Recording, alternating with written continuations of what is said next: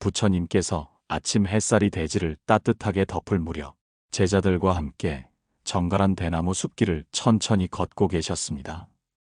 그때 한 제자가 조심스레 입을 열었습니다. 부처님, 저는 요즘 한 사람이 너무 밉습니다. 그 사람은 고집이 세고 아무리 말해도 전혀 변하지 않습니다.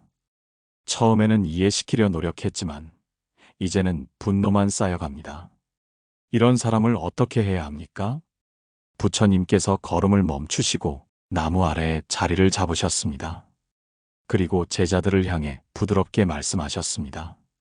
너희는 눈앞의 바위를 움직이기 위해 어깨로 밀고 또 미는 사람을 본 적이 있느냐? 제자들이 잠시 서로를 바라보다 대답했습니다. 예, 스승님.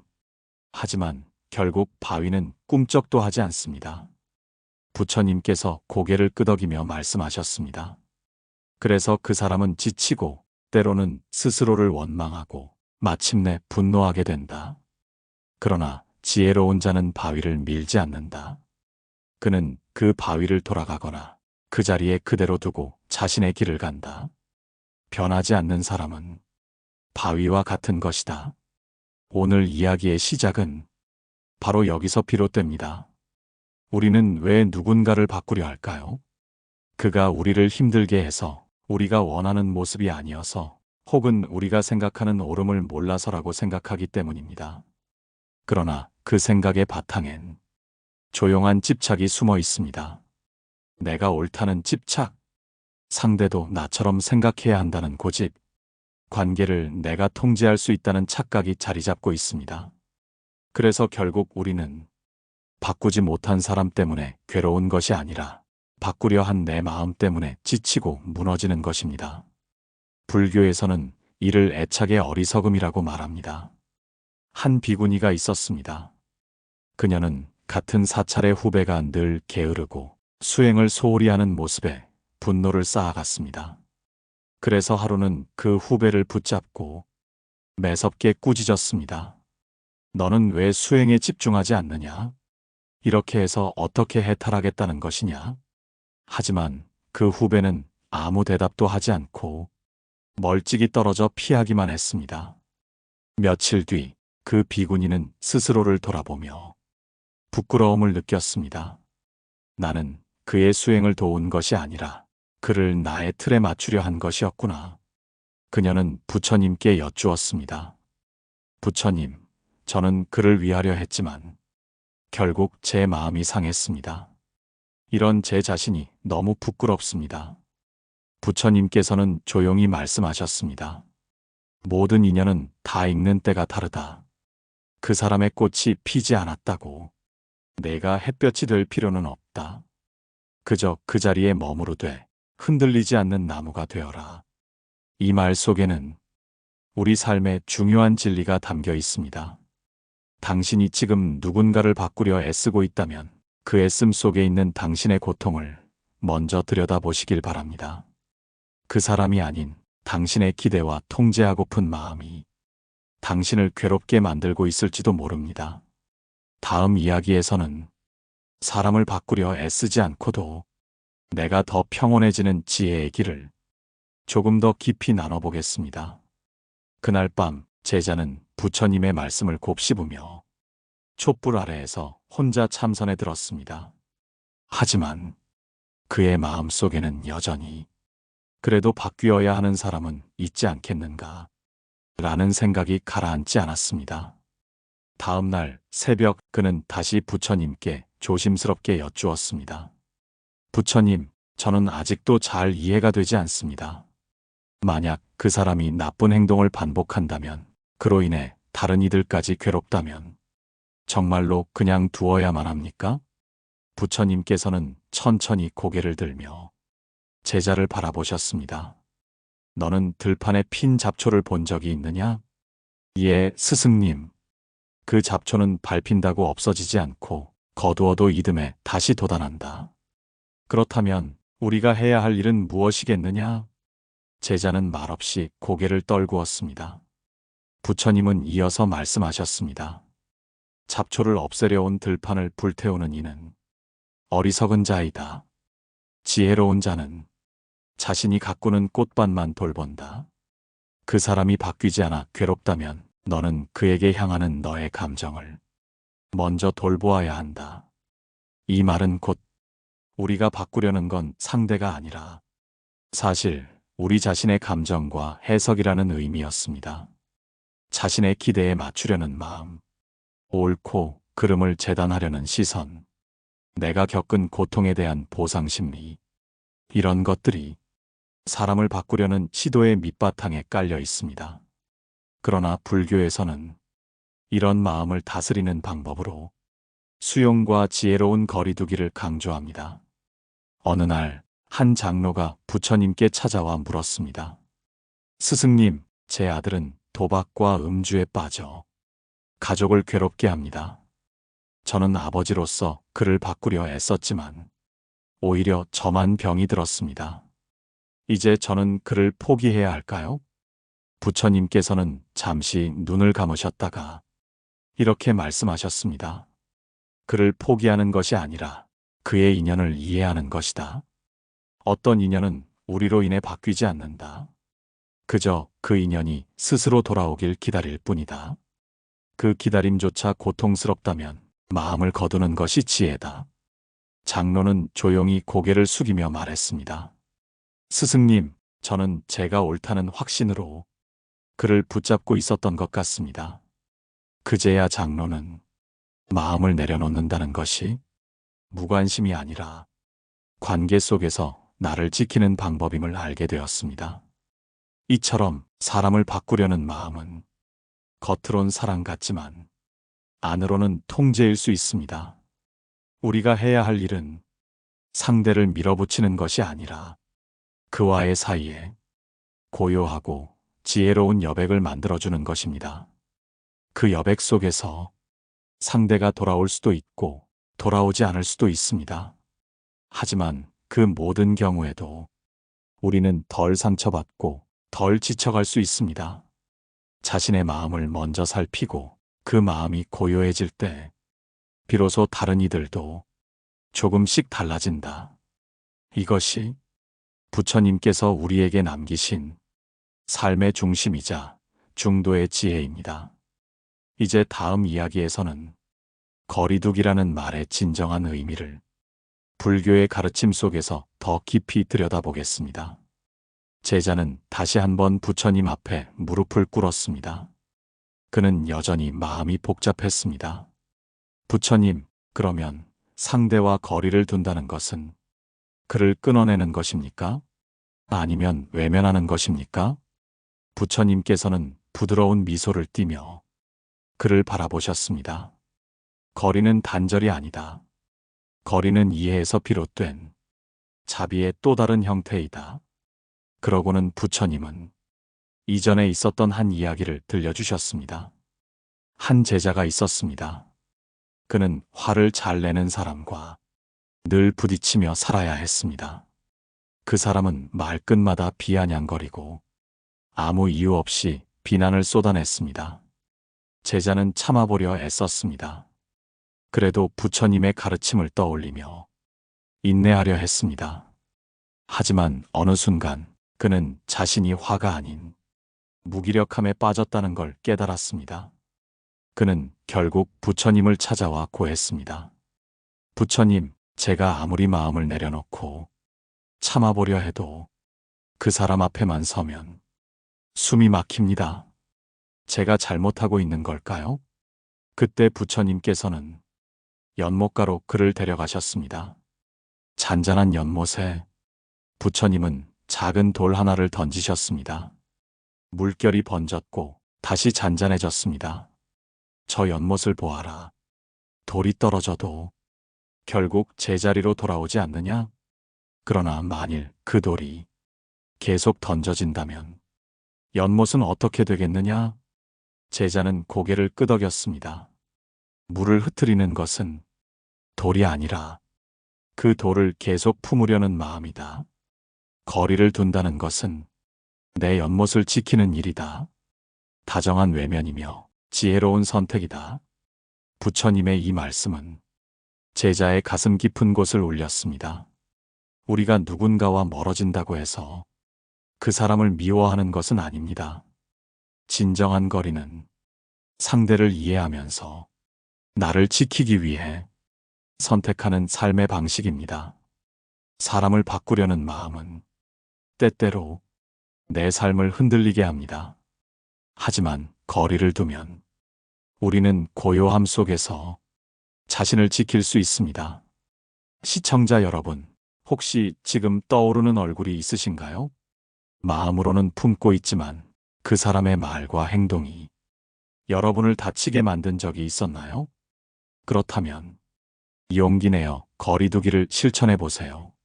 단절이 아니라 그 거리 안에 여러분의 평화와 회복이 담겨 있을지도 모릅니다. 불교 경전 수타니파타에는 이런 말이 있습니다. 어리석은 사람 곁에 머무르면 스스로도 어리석어지고 지혜로운 사람 곁에 머무르면 스스로도 지혜로워진다. 다음 이야기에서는 포기와 수용의 차이에 대해 부처님의 또 다른 가르침을 통해 조금 더 깊이 들어가 보겠습니다. 다음 날 아침 부처님께서는 나무 아래 앉아 계셨고 그 앞에는 또 다른 제자가 조심스레 다가왔습니다. 그는 요즘 자신이 겪는 괴로움에 대해 고백하듯 털어놓기 시작했습니다.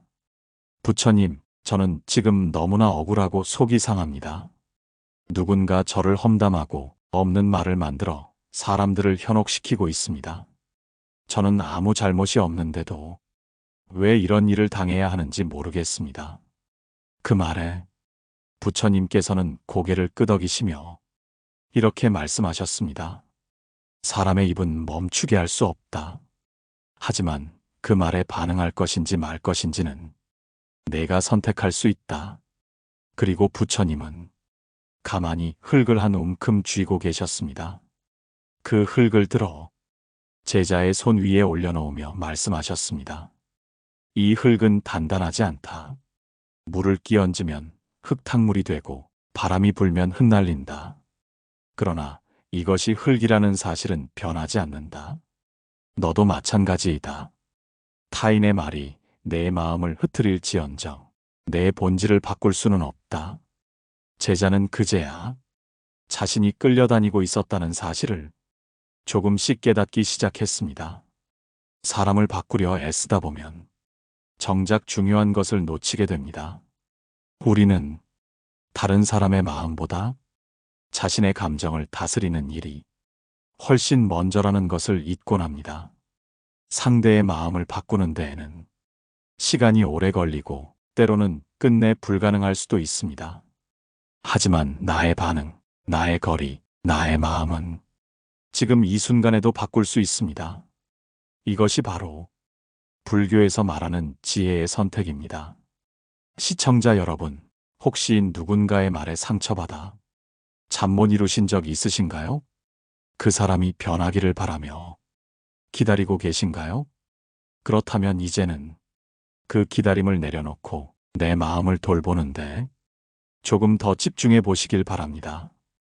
부처님께서 자주 강조하셨던 말씀이 있습니다. 자기 마음을 잘 다스리는 사람은 성난 말을 들어도 물처럼 흘려보낸다. 우리도 그렇게 흘려보내는 연습을 할 수 있습니다. 다섯 번째 이야기에서는 말이 갖는 힘과 말로 인해 흔들리지 않는 법에 대해 부처님의 지혜를 이어서 나누겠습니다. 해가 중천에 떠 있을 무렵 부처님께서는 제자들과 함께 숲길을 걷고 계셨습니다. 한 제자가 조용히 다가와 물었습니다. 부처님, 저는 사람들과 어울릴 때마다 늘 조심스럽게 말하려 노력합니다. 하지만 그럴수록 오히려 가볍게 여겨지고 제 말은 무시당하기 일쑤입니다. 이럴 땐 어떻게 해야 합니까? 부처님께서는 잠시 발걸음을 멈추시고 길가에 피어있는 작은 풀을 바라보며 말씀하셨습니다. 너는 풀잎을 본 적이 있느냐? 사람의 발에 밟히기도 하고 짐승의 혀에 뜯기기도 하지. 하지만 그 풀은 결코 누군가를 피하거나 자신을 꾸미려 애쓰지 않는다. 있는 그대로 머물며 필 때 피고 쓸려도 다시 일어선다. 그리고 이어서 한 가지 이야기를 꺼내셨습니다. 옛날에 한 젊은 수행자가 있었습니다. 그는 말 한마디도 조심하며 살았고 누군가에게 상처를 줄까 항상 마음을 졸이며 지냈습니다. 하지만 세상은 그의 조심성보다 그의 침묵을 더 약하게 보았습니다. 사람들은 그를 얕보고 그의 지혜를 무시했으며 심지어 그의 물건까지 함부로 가져갔습니다. 결국 그는 부처님을 찾아와 울먹이며 이렇게 고백했습니다. 스승님, 저는 누구보다 선하게 살고 싶었고 착한 마음을 잃고 싶지 않았습니다. 하지만 그럴수록 세상은 저를 더 약하게 대했습니다. 부처님은 그제야 그 젊은 수행자의 눈을 마주보며 말씀하셨습니다. 선함은 칼이 아니다. 상대를 베는 것도 스스로를 지키는 것도 아니다. 그러나 선함 속에 지혜가 없으면 그 선함은 자신을 해치는 무기가 된다. 진정한 지혜는 어디에서 멈추고 어디에서 단호해야 하는지를 아는 것이다. 제자들은 이 말씀에 깊이 고개를 끄덕였습니다. 시청자 여러분, 혹시 착하게만 살다가 마음이 상하신 적 있으신가요? 누군가를 이해하려 했던 마음이 오히려 상처로 돌아온 적 있으신가요? 불교에서는 이런 경우 지혜로운 중도를 말합니다. 중도란 너무 악하지도 너무 착하지도 않은 길입니다. 상대에게 휘둘리지 않고 자신을 잃지 않으며 상처받지 않고 나아갈 수 있는 길입니다.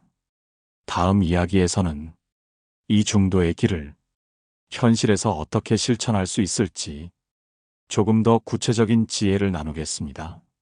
늦은 저녁, 숲은 고요해지고 벌레 소리만이 자작거리며 울려 퍼졌습니다. 제자들이 하루 수행을 마친 후 불가에 둘러앉아 있을 때 한 노년의 제자가 조용히 입을 열었습니다. 부처님, 중도라는 것은 결국 항상 중심을 잡고 살아가는 길이겠지요? 부처님께서는 조용히 미소를 지으시고 이야기 하나를 들려주셨습니다. 어느 날 나를 따르던 한 수행자가 시장에서 사람들에게 온갖 모욕을 당하고 돌아왔지. 그는 참으려 애썼고 화를 내지 않으려 하였으며 착하게 대하려 했다고 했다. 하지만 그는 몹시 지쳐 있었고 이내 이렇게 말했다. 스승님, 저는 분노를 참았습니다. 그래서 그들에게 아무 말도 하지 않았습니다. 하지만 제 마음속은 온통 억울함으로 가득 차 있습니다. 그때 나는 그에게 이렇게 말했지. 착함을 의무로 삼지 마라. 착함은 선택이다.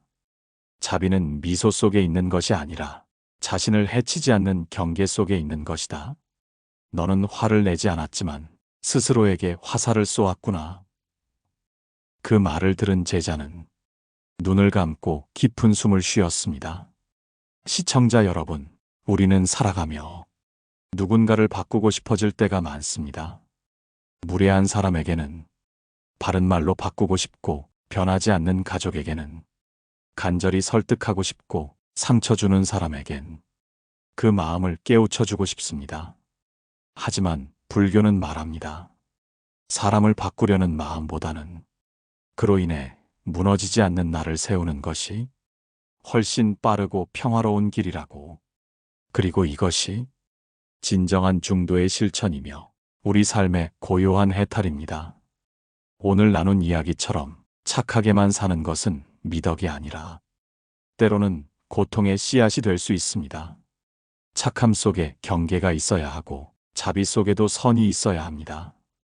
그 선이 바로 나를 지키는 중도의 줄기입니다. 이제 이 방송을 듣고 계신 여러분께 질문 하나 드려봅니다.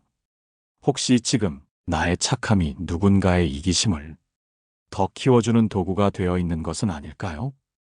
혹시 지금 내가 손을 내밀고 있는 사람이 그 손을 자꾸만 밟고 있는 건 아닐까요? 불교에서는 이렇게 말합니다.